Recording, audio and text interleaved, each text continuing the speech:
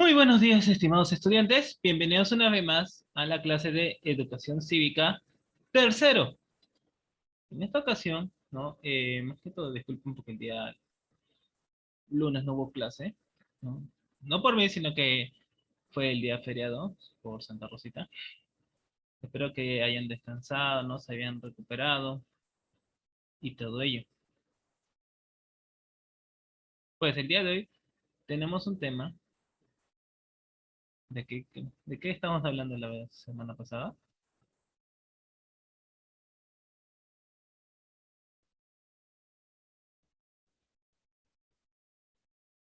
Exacto, del Poder Ejecutivo, ¿no? Estamos hablando del presidente y todo ello. A ver,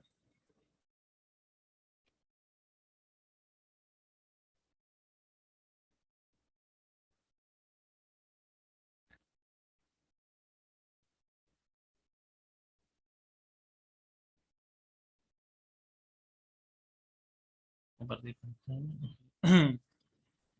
Poder Ejecutivo, ¿no? Ay, el presidente. El sueño de muchos, el, el fracaso de otros.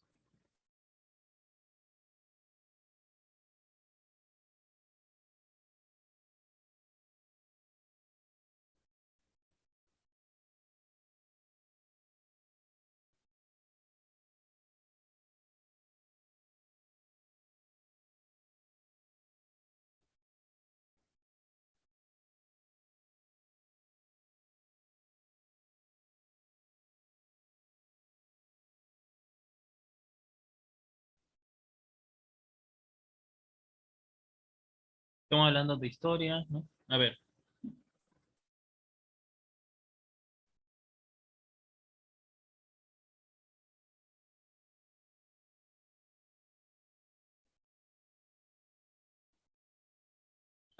la primera constitución, ¿no? Acerca de su reemplazo temporal o permanente, habíamos visto que se procede junto con la vacancia, ¿no?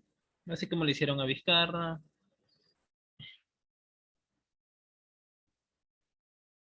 todos ellos.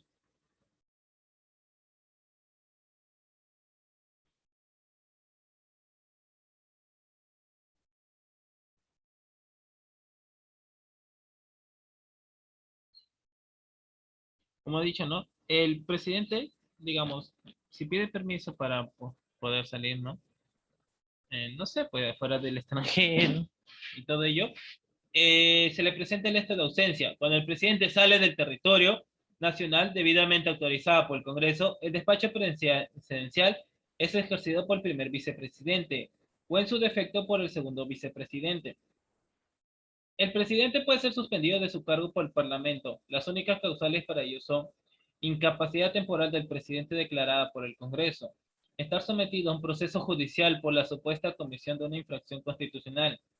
Durante esta suspensión, el cargo es asumido por el primer vicepresidente o quien corresponda de acuerdo a la línea de sucesión hasta el retorno del mandatario, en la cual, digamos, en esta ocasión solo tenemos a una primera vicepresidenta, ¿no?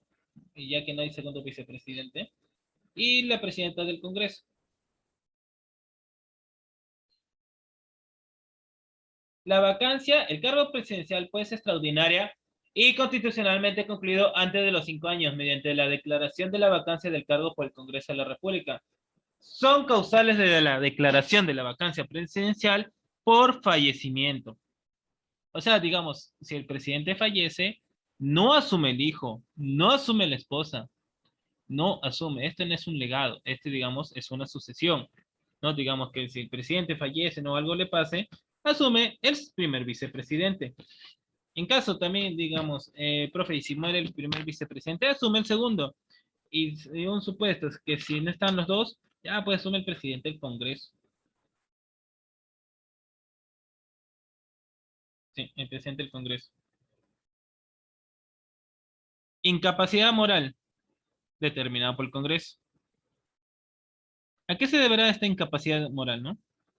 La vacancia por incapacidad moral, ¿ya? Sucede porque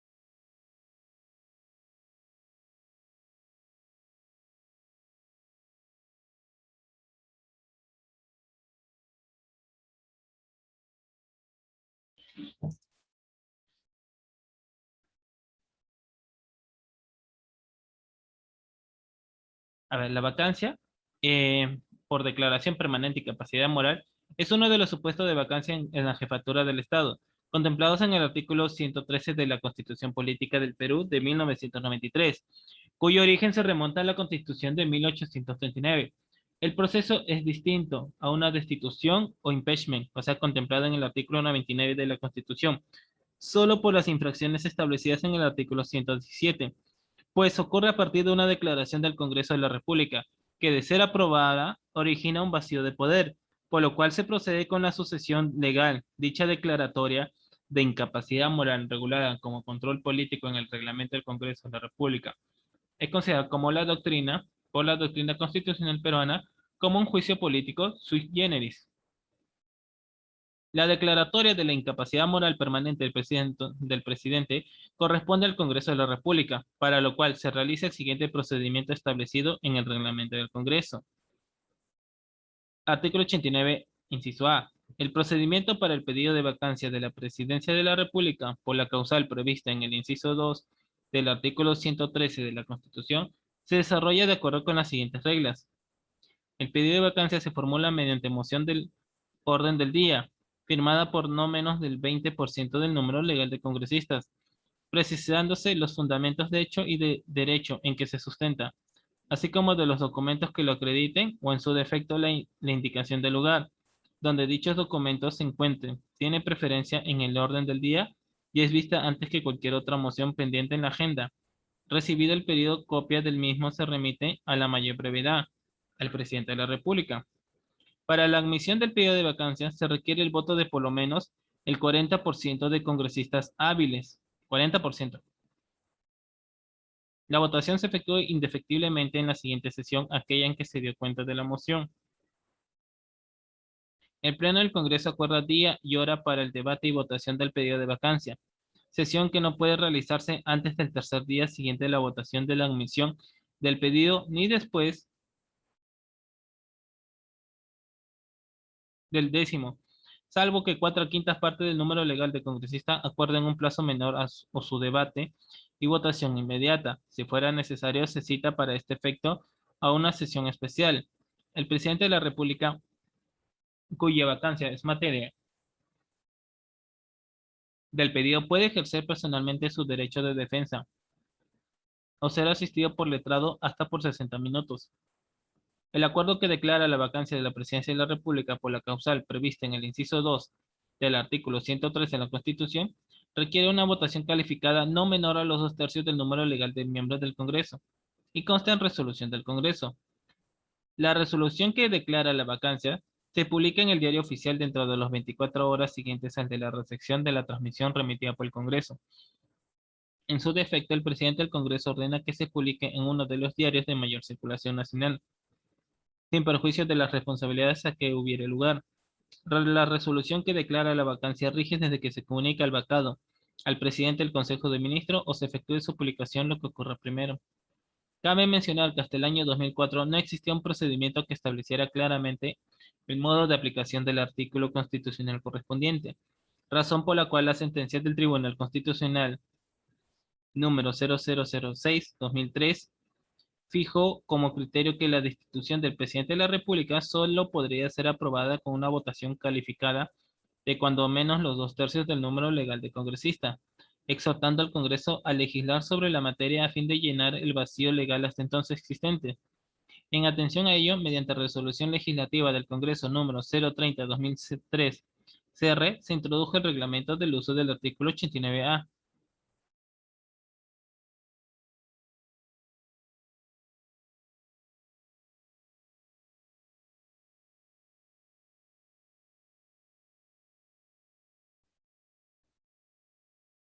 No, sí ha habido vacancias acá en Perú.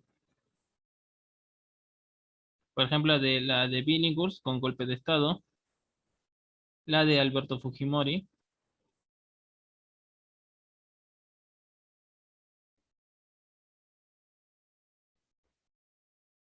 la que querían sacar, digamos, a Kuczynski en primera, después del segundo proceso de vacancia contra Pedro. también con Martín Vizcarra.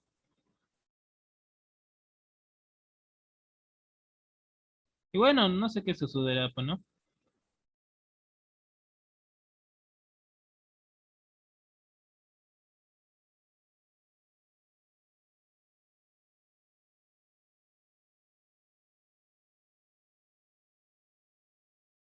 Y así como lo ordena la Constitución, el reemplazo temporal.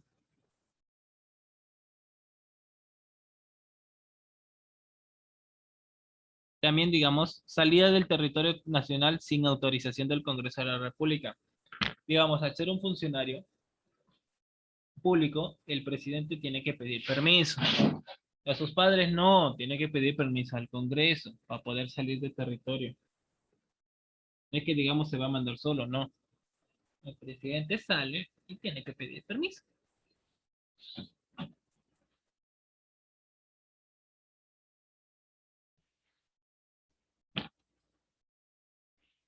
No regresar al territorio nacional en el plazo fijado por el Congreso de la República cuando autorizó su salida. Destitución por infracción constitucional.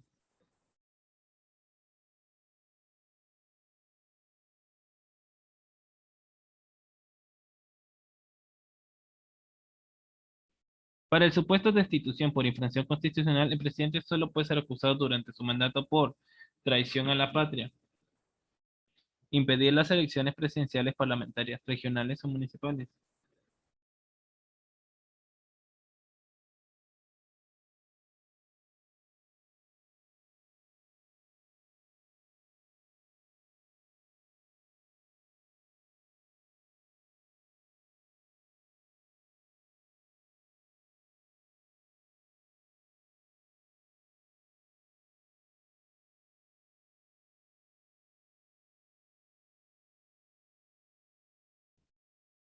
Impedir las elecciones.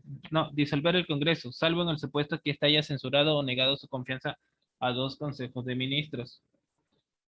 Impedir la reunión o el funcionamiento del Congreso o algún órgano del sistema electoral. Luego de ser acusado, el presidente debe ser sometido a un proceso judicial donde se determinará si cometió el hecho que infringe la posibilidad y la responsabilidad que le corresponde.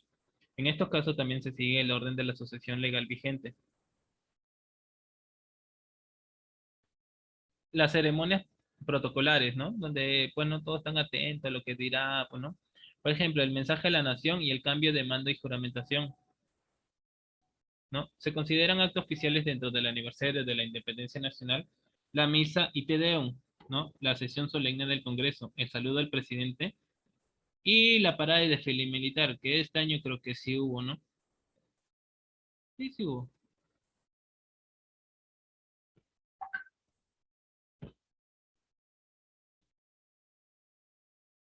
Sí, aunque lo hicieron 29.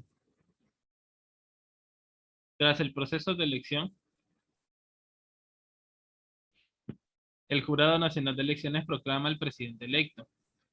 En caso de sucesión legal, el Congreso proclama al presidente. Tras esto, el presidente debe asumir funciones al juramentar el cargo ante el Pleno del Congreso de la República el 28 de julio del año que corresponda a las elecciones presidenciales, en conmemoración a la fecha de la proclamación de la independencia que hizo José de San Martín en 1821.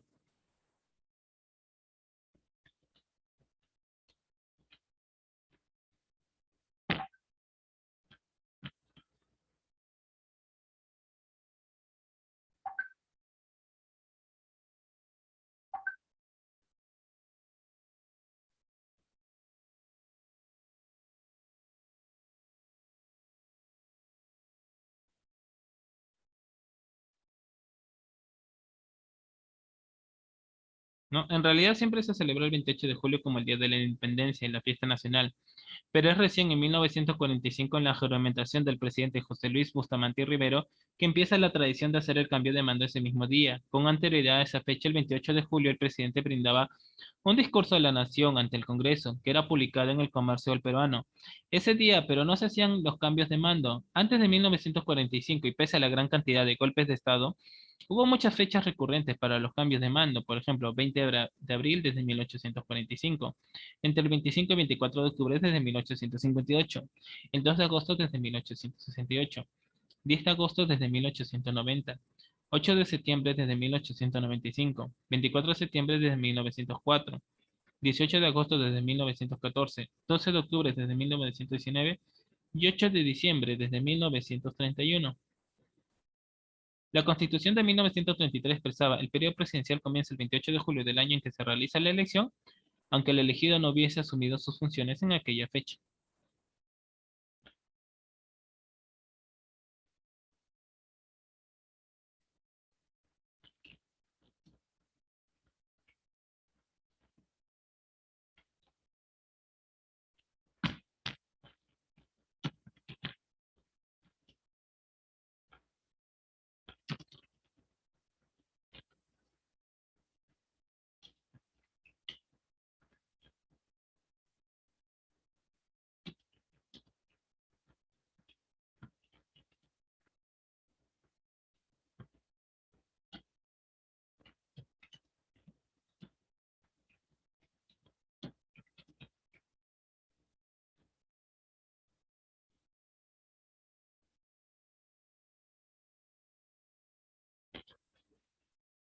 Sí, digamos, antes no se asumía 28 de julio, asumían otra fecha que no era 28. Como dice la Constitución actual, ordena que el presidente de la República presta juramento a la ley y asume el cargo ante el Congreso el 28 de julio del año en que se realiza la elección. Artículo 116 de la Constitución Política del Perú. La ceremonia de traspaso de poderes en el Congreso incluye el mensaje de la nación ante el Congreso del presidente saliente, quien rindiendo cuenta y haciendo una semblanza de los logros de su gestión, luego el presidente agradece y entrega la banda presidencial al presidente del Congreso, quien la ostentará por una hora. Tras la llegada del presidente electo, este presta juramento ante el presidente del Congreso, quien le hace entrega a la banda después de leer su primer mensaje a la nación ante el Congreso. Cuando no se trata de un cambio de mando, el presidente en funciones también acude anualmente en esa fecha para informar a la representación nacional y la opinión pública sobre situación general de la República. No, como dice, corresponde al presidente de la República dirigir mensajes al Congreso en cualquier época y obligatoriamente en forma personal y por escrito, al instalarse la primera legislatura ordinaria anual. Los mensajes anuales contienen la exposición detallada de la situación de la República y las mejoras y reformas que el presidente juzgue, necesarias y convenientes para su consideración por el Congreso. Los mensajes del presidente de la República, salvo el primero de ellos, son aprobados por el Consejo de Ministros, en el inciso 7 del artículo 118 de la Constitución Política del Perú, obviamente. En julio de 2001, el presidente Alejandro Toledo, a pocas horas de haber juramentado en Lima, asumió simbólicamente el cargo en Machu Picchu. En marzo de 2018 juramentó en Lima el presidente Martín Vizcarra, tras la renuncia de su predecesor, Pedro Pablo Kuczynski, a la presidencia y brindó un corto mensaje a la nación tras su asunción como presidente. En julio de 2021, el presidente Castillo, a pocas horas de haber asumido el cargo en Lima, asumió simbólicamente el cargo en la Pampa de la Quinoa, santuario histórico donde en 1824 se selló la independencia tras la batalla de Ayacucho.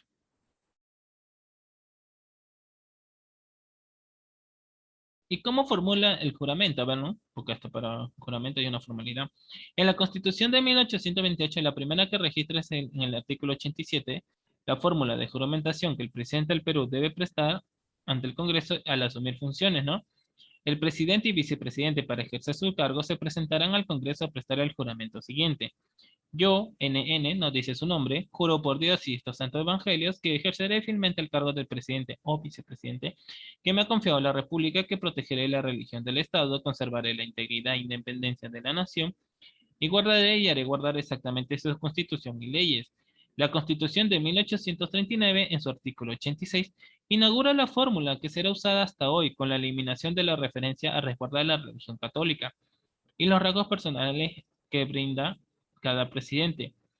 En agosto de 1853 es sancionado el reglamento interior de las cámaras legislativas, que señalaba en el artículo 3 del capítulo 12, que el presidente jurará ante el Congreso de la República según el mandato artículo de la Constitución que decía: el presidente para ejercer su cargo prestará ante el Congreso el juramento siguiente. Yo, NN, juro por Dios y estos santos evangelios que ejerceré fielmente el cargo de presidente que me ha confiado la República, que protegeré la religión del Estado, conservaré la integridad, independencia y unidad de la nación, guardaré y haré guardar su constitución y leyes. Es tradición en el Congreso peruano que la prestación del juramento de ley para la toma de funciones del cargo del presidente de la República tenga como constancia de la realización de dicho acto la suscripción de un pergamino que contenga escrito el nombre del mandatario jurante, la fórmula de juramentación y la fecha en que se celebra la transmisión del mando presidencial. De estos pergaminos de juramentación, el más antiguo que se conserva en el Archivo General del Congreso es el perteneciente a Andrés Avelino Cáceres, que suscribió para ejercer su segundo mandato el 10 de agosto de 1894 y que tenía previsto culminar en la misma fecha de 1898. El juramento prestado por el presidente Ollanta fue el siguiente, ¿no? Juro por la patria que ejerceré fielmente el cargo de presidente de la República que me ha confiado la nación por el periodo presidencial 2011-2016, que defenderé la soberanía nacional, el orden constitucional y la integridad física y moral de la República y sus instituciones democráticas honrando el espíritu, los principios y los valores de la Constitución del 79. Que reconoceré y respetaré la libertad de culto y de expresión, lucharé incansablemente por lograr la inclusión social de todos los peruanos, especialmente los más pobres. El juramento prestado por el presidente Pedro Pablo Kuczynski fue el siguiente, ¿no? Yo, Pedro Pablo Kuczynski Godard, juro por Dios, por los patrias y por todos los peruanos que ejerceré fielmente el cargo del presidente de la República que me ha confiado la nación para el periodo presidencial 2016-2021, pero no duró, pues, ¿no? Que defenderé la soberanía nacional, la integridad física y moral de la República, que cumpliré y haré cumplir la Constitución política y las leyes del Perú, y que reconoceré, ¿no? Respetando la libertad de culto, la importancia de la Iglesia Católica en la formación cultural y moral de los peruanos. El juramento prestado por el presidente Martín Vizcarra fue el siguiente, ¿no? Yo, Martín Alberto Vizcarra Cornejo, juro por Dios y por la patria que ejerceré fielmente el cargo de presidente de la República, que asumo de acuerdo con la Constitución política, que defenderé la soberanía nacional, la integridad física y moral de la República y la independencia de sus instituciones democráticas, y que cumpliré y haré cumplir la Constitución política y las leyes del Perú. Pero fue vacado, pues, ¿no? Y el último, ¿no? El juramento, no, penúltimo, porque después está Castillo, ¿no? El juramento prestado por Sagasti fue el siguiente, ¿no? Yo, Francisco Sagasti Jauler, juro por la patria y por todos los peruanos que ejerceré fielmente el cargo de presidente de la República para completar el periodo constitucional 2016-2021, que defenderé la soberanía nacional y la integridad física y moral de la República, que cumpliré y haré cumplir la Constitución política y las leyes del Perú, y que reconoceré respetando la libertad de culto, la importancia de la Iglesia Católica en la formación cultural y moral de los peruanos. Mientras que el juramento prestado por el presidente de Castillo fue el siguiente. Yo, José Pedro Castillo Terrones, juro por Dios, por mi familia, por mis hermanas y hermanos peruanos, campesinos, pueblos originarios, banderos, pescadores, docentes, profesionales, niños y jóvenes y mujeres que ejerceré el cargo de presidente de la República en el periodo constitucional 2021-2026. Juro por los pueblos del Perú, por un país sin corrupción y por una nueva constitución.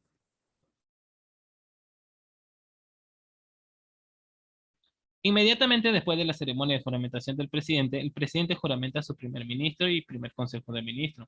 Esta ceremonia y las de relevo durante el mandato se realizan normalmente en el Salón Dorado de la Casa de Pizarro. Es asimismo tradicional cada 28 de julio el besamanos al presidente que también se realiza en el Salón Dorado del Palacio de Gobierno. Tiene sus orígenes en la tradición religiosa de hacer el gesto de besar los pies del Papa, que se le impidió por esta para ser reemplazado por el beso al anillo del pescador. Durante el virreinato, cuando se presentaba un nuevo virrey ante las autoridades locales, este mostraba el anillo de autoridad, que era besado tal como ocurría con los papas. En la actualidad, el ceremonial es un laico apretón de manos de parte de ministros, congresistas y diplomáticos, acreditados como señal de renovación de lealtad para un nuevo año de gobierno. Otras ceremonias oficiales, ¿no?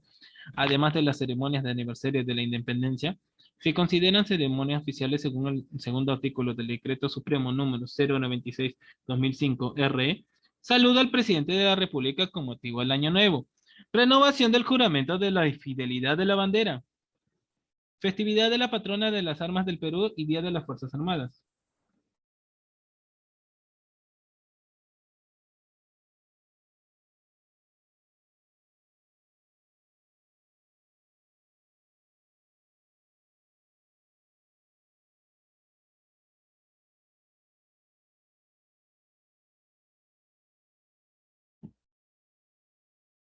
Marcha de Banderas es una marcha militar que es interpretada y entonada en muchas ceremonias oficiales, incluyendo la entrada y salida del presidente de la República en recintos oficiales.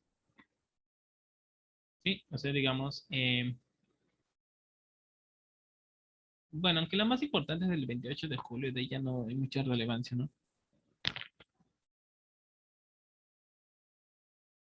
Los símbolos del presidente, ¿no? Uno de ellos es la banda presidencial, ¿no? La banda presidencial del Perú es junto al gran collar de brillantes, ¿ya? La placa presidencial y el bastón de mando, uno de los distintivos que ostenta el presidente del Perú por ser quien constitucionalmente personifica a la nación. Y la insignia de mando supremo que ha sido usada desde los inicios de la República por los mandatarios.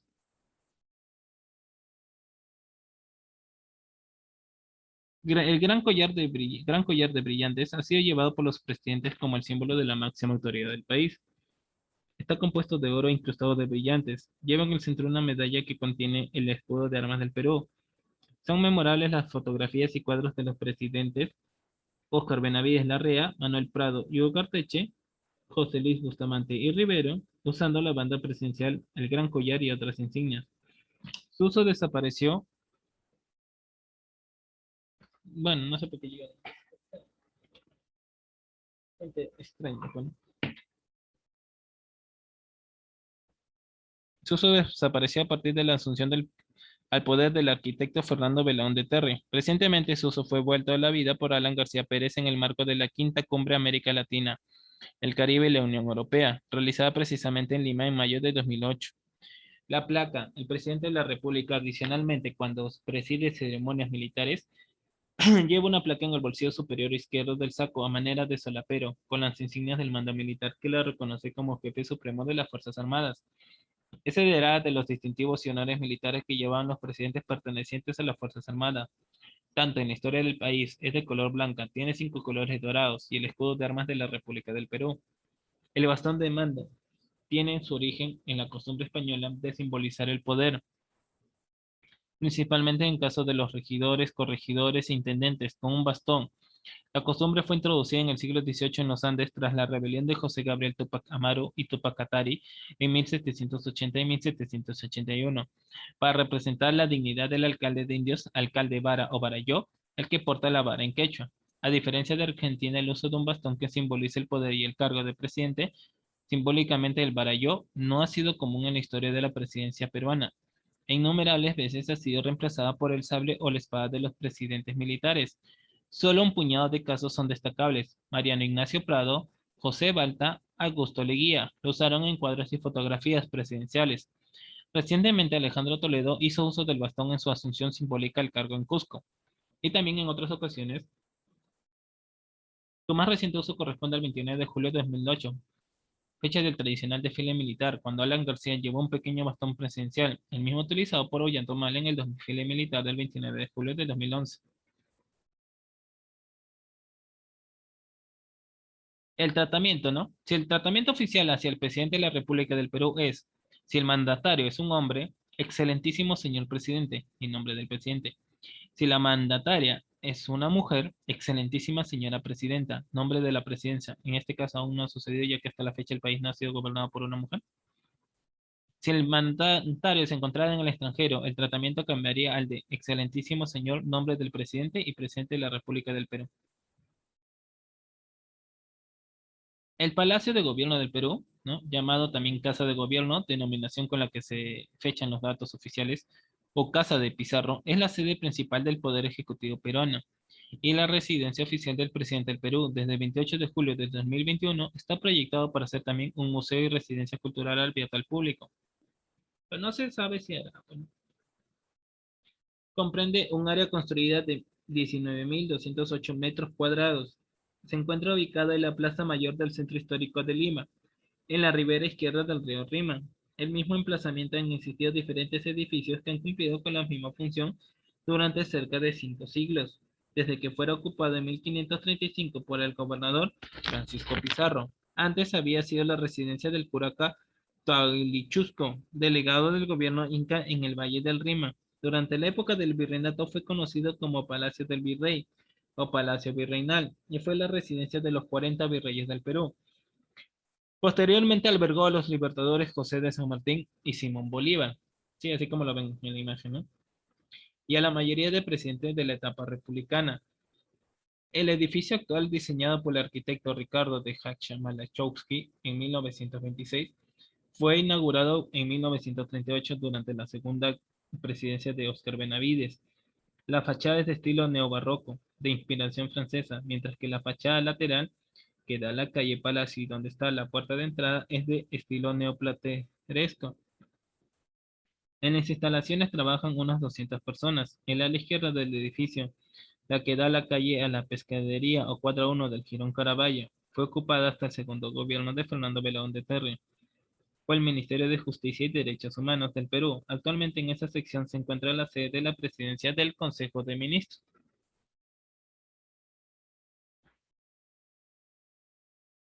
Guardia de honor del Palacio de Gobierno. No, si ustedes han dado cuenta, no, vieron, estaban bien fijados el 28 de julio. Hay una guardia de honor.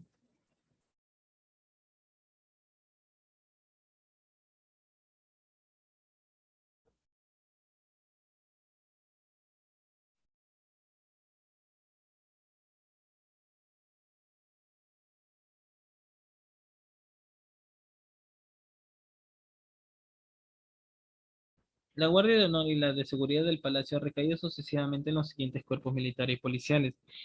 Cuerpo del Ejército alternando con la Guardia Civil y la Gendarmería Nacional del Perú, siglo XIX. Batallón de Gendarmes de Infantería, Guardia Republicana del Perú número 1.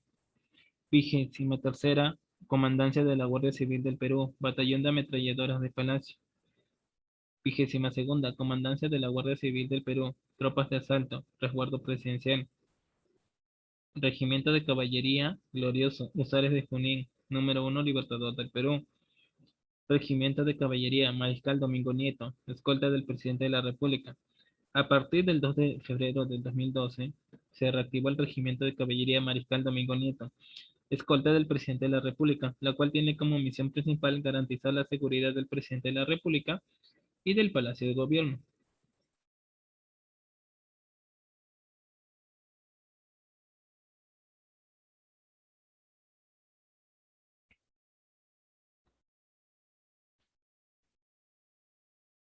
No todo lo que tenía que pasar. Más que todo, este es el poder ejecutivo.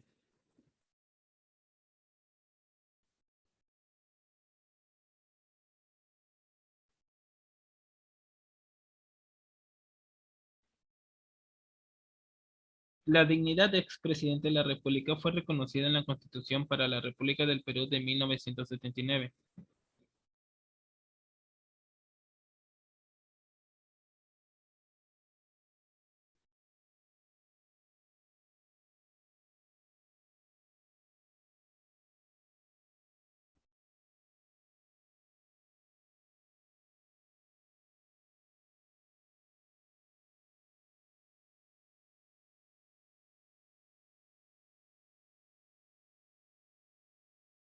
La cual determinaba, son senadores vitalicios los expresidentes constitucionales de la República, a quienes no se considera para los efectos del artículo 169, quórum para la instalación del Congreso. En virtud de tal artículo constitucional han sido senadores vitalicios José Luis Bustamante y Rivero hasta su muerte, Fernando Belaúnde Terry hasta la crisis constitucional del 1992 y Alan García Pérez hasta la crisis constitucional de 1992. En la actualidad, los expresidentes constitucionales reciben una pensión vitalicia equivalente al sueldo de un congresista, que se suspende cuando vuelve a ejercer algún cargo público o cuando el Congreso les formule una acusación constitucional. Esta última suspensión puede ser levantada únicamente si el Poder Judicial concluye que el exfuncionario es inocente. Una vez que mueren, éstas se transfieren a su cónyuge sobreviviente y o a su hijo menor de edad. En 2006, Morales Bermúdez, Paniagua, Corazao y Alejandro Toledo Manrique, en su condición de expresidente, participaron invitados al Acuerdo Nacional, Foro del Diálogo de las Agrupaciones Políticas y las instituciones de la sociedad peruana. Ollantumala, pese a la invitación, no asistió. Dos casos son particulares debido a cierta similitud. Augusto Leguía, en su tercer mandato en el periodo del oncenio, fue depuesto por el golpe de Estado de 1930, suceso tras cual él fue impedido de salir del país y encarcelado por estar acusado de delitos de enriquecimiento ilícito cometidos durante su gobierno. Las precarias condiciones de su encarcelamiento propiciaron el requebrajamiento de su salud. Muy grave, fue trasladado al Hospital Naval del Callao, donde falleció. Alberto Fujimori, en su tercer mandato, fue vacado del cargo por incapacidad moral, después de que fuera rechazada su renuncia desde el Japón. Tras un largo proceso de extradición, afronta en prisión acusaciones por diversos cargos. Ha recibido 5 sentencias condenatorias, la más grave por crímenes de lesa humanidad. Aún hay vivos, ¿no? Uno de ellos, ¿no? El expresidente Francisco Morales Bermúdez. Tiene 99 años,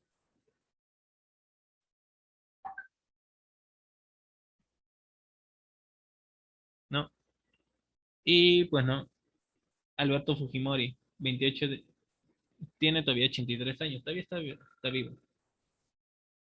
Alejandro Toledo, expresidente, tiene 75 años.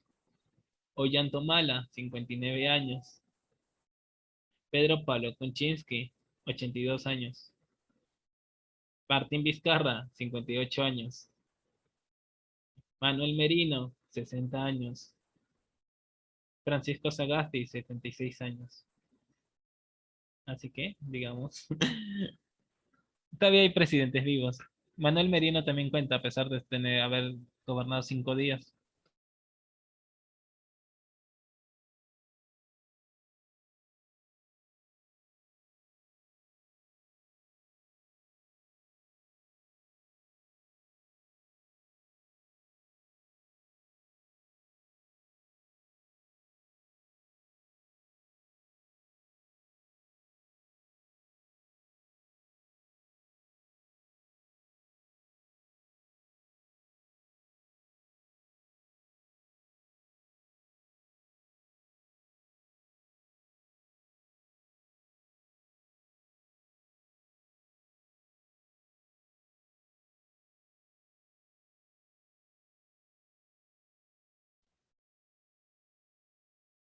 Pero algo me estoy olvidando de acá. A ver, ¿qué creen que me estoy olvidando de acerca del presidente? Lo que no hubo en Francisco Sagasti y si hubo en los demás.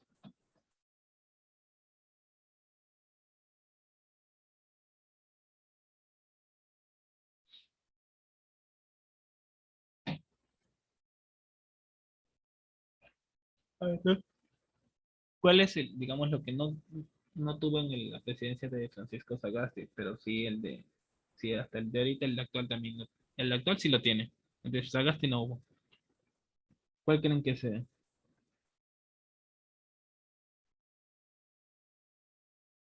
A ver, ¿cuál creen que sea?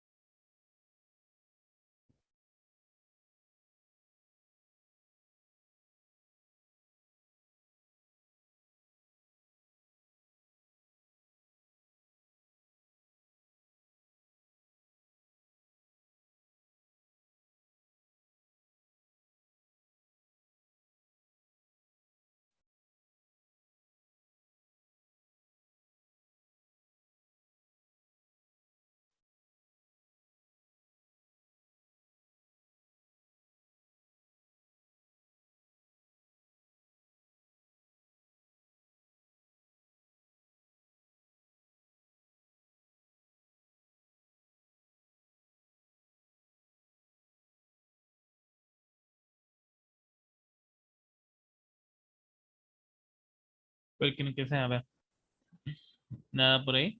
Pues es acerca de la primera dama. Pero eso lo vamos a resolver en la siguiente hora, ¿no? Vamos a hablar acerca de la primera dama, de las estadísticas, ¿no? Y más que todo, pues, ¿no? Algunas preguntas que vienen en el libro. Ojalá que no se alcance el tiempo. Ya vuelven a entrar con el mismo link que se les envía. ¿Sí? El mismo link que se les envió, vuelven a entrar.